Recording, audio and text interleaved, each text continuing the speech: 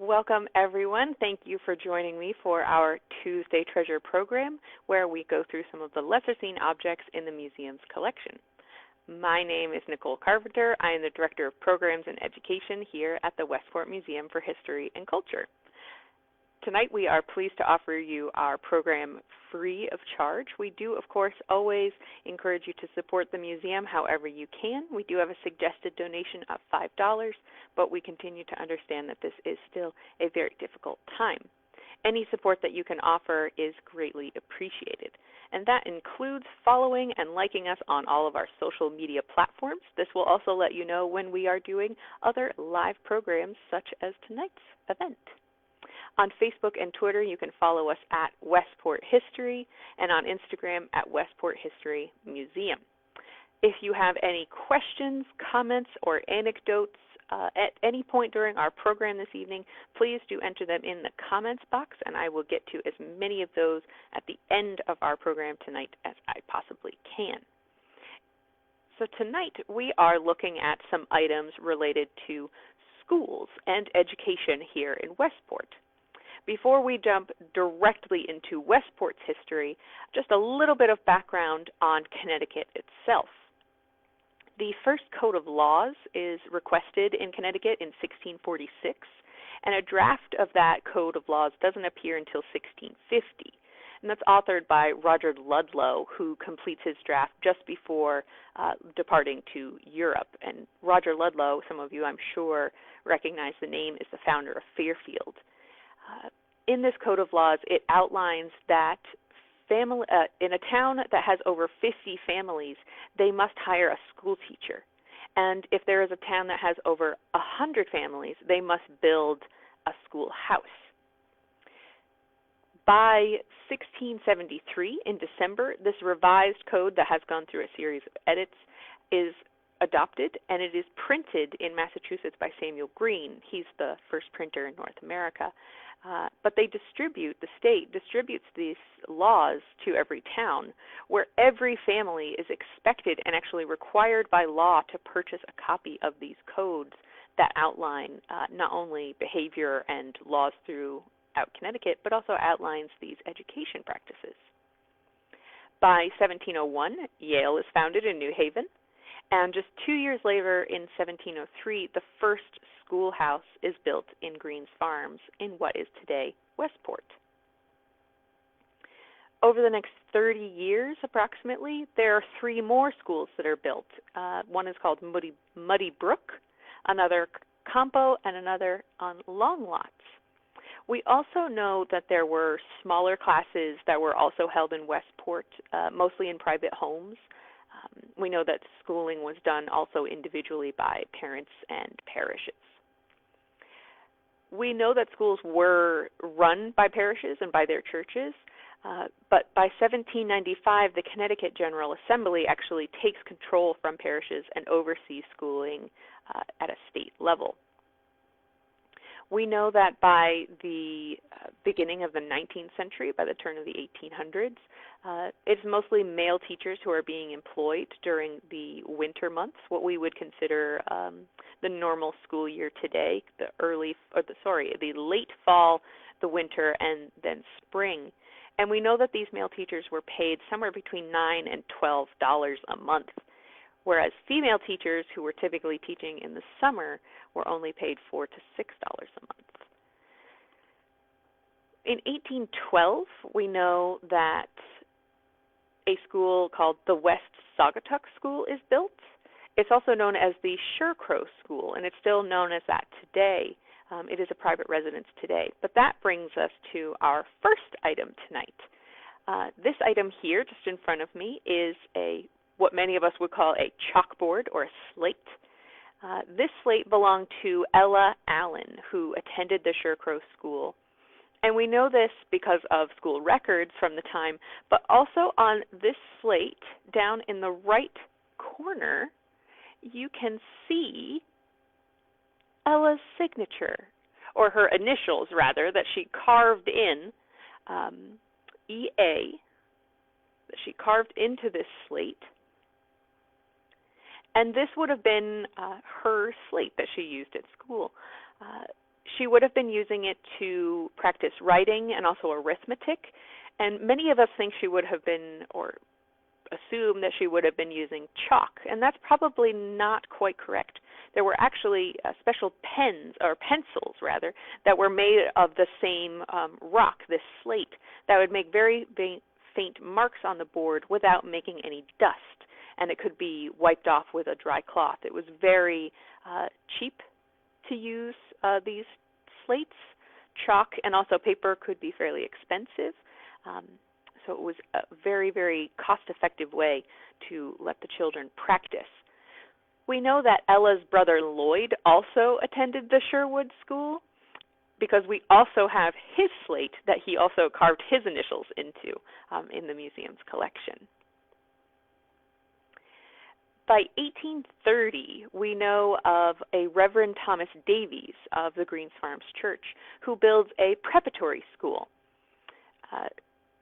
Unfortunately, this school does not succeed very well. We know that this school is sold just 5 years later to an Ebenezer Adams for $500. The school that Davies originally built was called Greens Farms Academy, and Ebenezer continues that name, although today we know of Greens Farms Academy as Adams Academy. This Adams Academy was a private preparatory school. This was a school that was meant to continue education past the 8th grade, which was normal for most one-room schoolhouses. This preparation was to actually allow students to apply for college. Now, 1835 is when the school is bought. By this time in Westport, we know that there are at least 9 school districts that are set up. We have one in Greens Farms, Campo, 2 in Saugatuck, 2 in Longlots, 1 in Coleytown, Poplar Plains, and Cross Highway. Adams Academy begins operation in 1837, when it only has 6 students actually attending. Now again, this is a private school and it is a new school, so we don't expect there to be many students. But by the end of its first year, attendance has actually jumped up to 28 students. And this is quite significant as a private school. This academy required tuition for its students to attend. It was actually $200 per year to attend this school, and that covered coal to heat the classroom in the winter, lights, maintenance, books, slates such as these, and also if the student was traveling, it covered room and board. And we do know that many students did travel, and some traveled quite far. There are students who are recorded coming from New York City, Boston, and as far away as Philadelphia to attend Adams Academy. If a student was more local, their tuition would be a bit lower just because room and board didn't need to be offered. And some of these students who came from a far distance actually stayed with the Adams family or with other local families. And again, the preparatory school, Adams Academy, is a little different from a regular one-room schoolhouse. They did offer arithmetic, reading, grammar, and writing as a normal school would, but they went a little bit further, offering subjects like Latin, Greek, surveying, bookkeeping, botany, astronomy, and many others. We know that this school, along with most other schoolhouses, ran quite long days, beginning at 9 and ending around 4. We do know that this was a popular school. Even with its tuition, over its 30 years of operation, over 600 students actually attended Adams Academy, and a high percentage of these students went on to apply for university. And all who applied were accepted. Many of these students actually went to Ebenezer Adams' alma mater at Yale. Now, there is a bit of a sad turn for Ebenezer. In 1867, there is a story that he falls from a ladder while pruning a fruit tree on his property and is injured to the point where he is no longer able to teach at the academy. He does continue to teach private pupils at his home, and we do have documentation for that. But we know that in 1867, he does sell the property to Greens Farms, the association, who operate a school there for the next 14 years or so.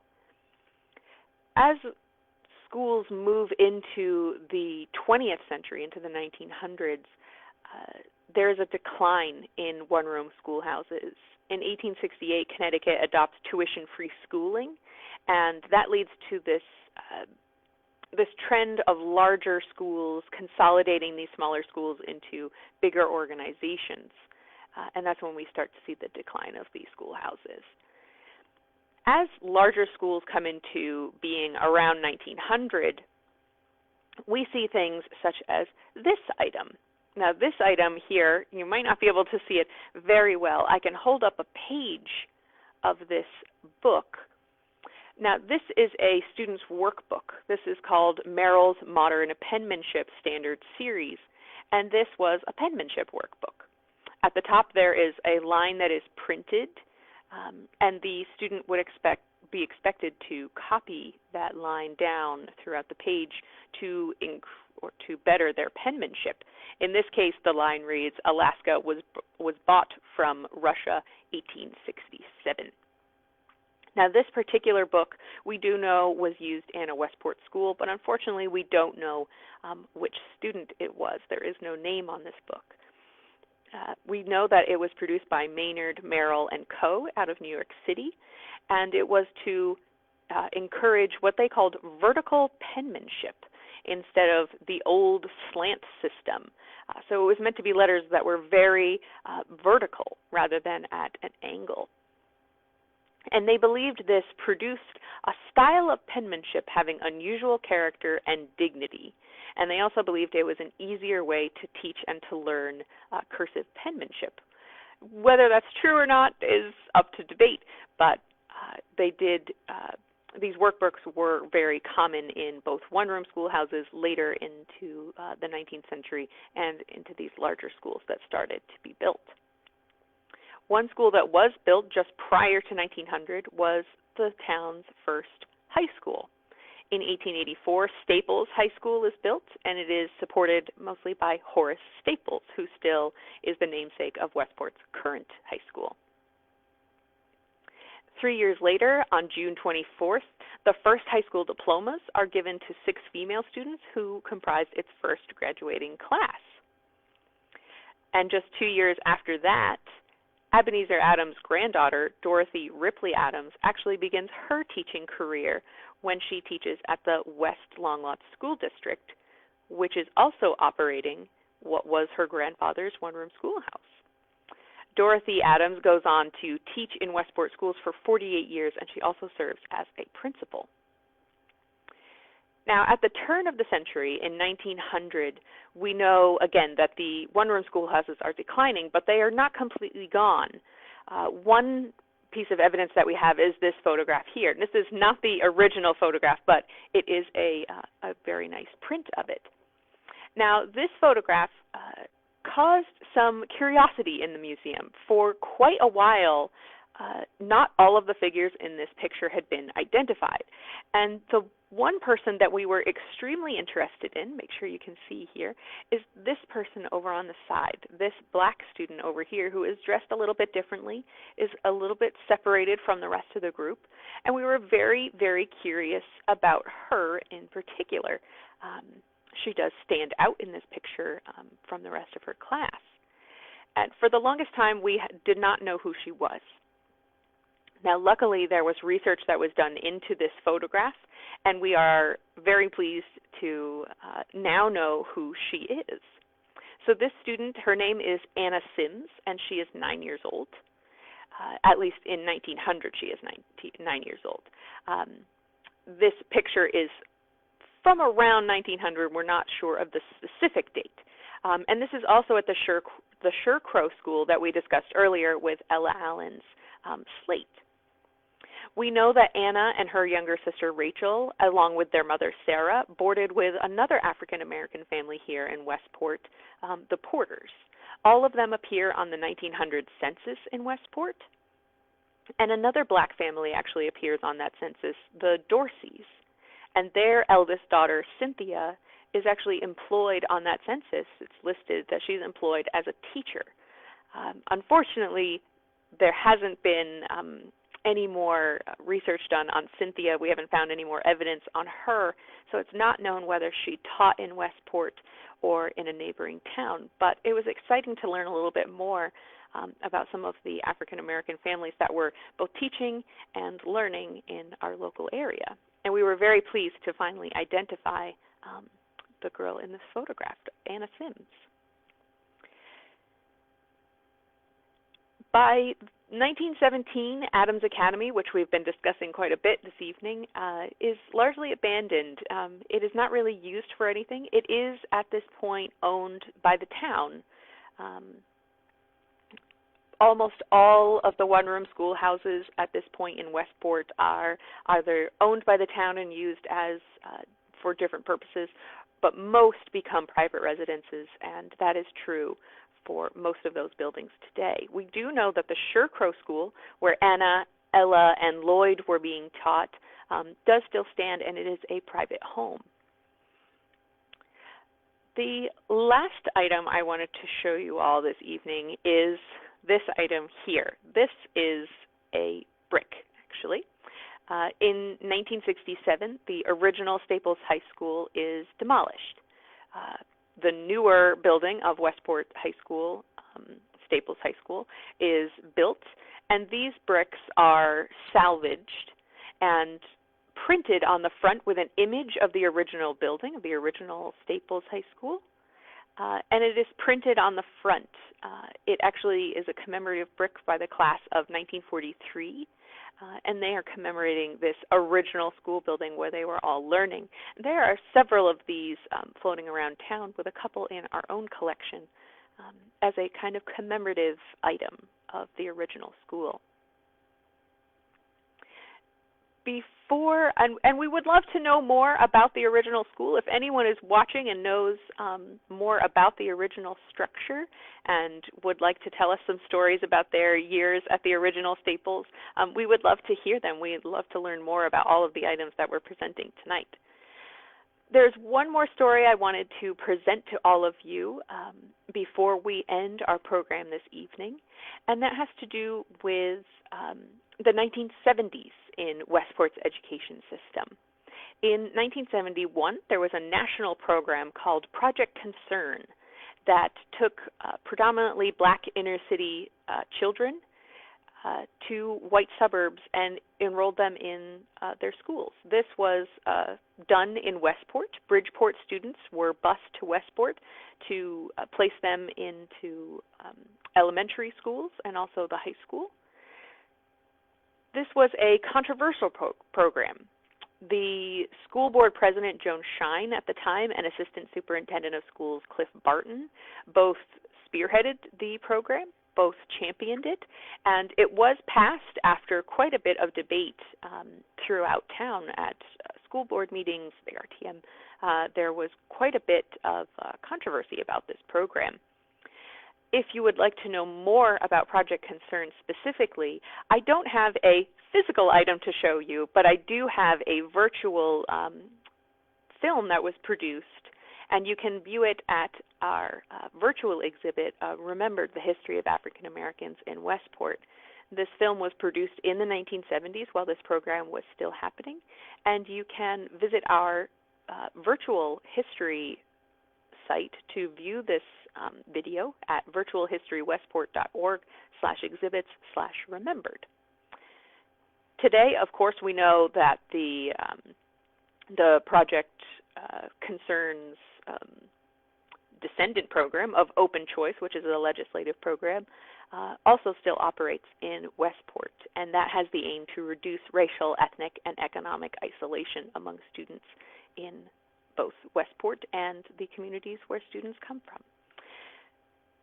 Today, of course, we encourage the Open Choice program, and we are also very pleased to report that the town of Westport still owns Adams Academy, this lovely little one-room schoolhouse that we've been discussing this evening, and they allow the Westport Museum to run educational programs out of that building. It is still largely original, and there is a lovely, lovely recreation of the one-room schoolhouse in that building still that we love to do programs out of. If we have any questions about tonight's program, please do enter them in the box, the comments box. Susan is excited that some of the schools still exist. They do. I do hope that when we all can go back out and experience things live with other people, that we will be able to do some kind of programming at Adams Academy. It's a wonderful, wonderful little one-room schoolhouse that still exists in Westport. Susan also shares that she went to Bedford Junior High when the original Staples was still a part of it. Oh, that's lovely. That's wonderful. I have many visitors who tell me that they remember not only the original Staples building, but also who remember what is today Town Hall in Westport being Bedford Elementary School, just across the street from the museum. It really is wonderful to have some of these school buildings still exist in our community and still be able to appreciate them. If you have any other questions after this video has been posted, please leave a comment below or leave your question there. My staff and I are always reviewing these videos to see if there's any new questions or new information. So please don't hesitate to leave a comment or a question below, and we will get back to you whenever you post them. I want to thank you all again for joining me this evening to learn a little bit more about education and schools in Westport and Connecticut, and I hope you all enjoyed. Have a wonderful evening.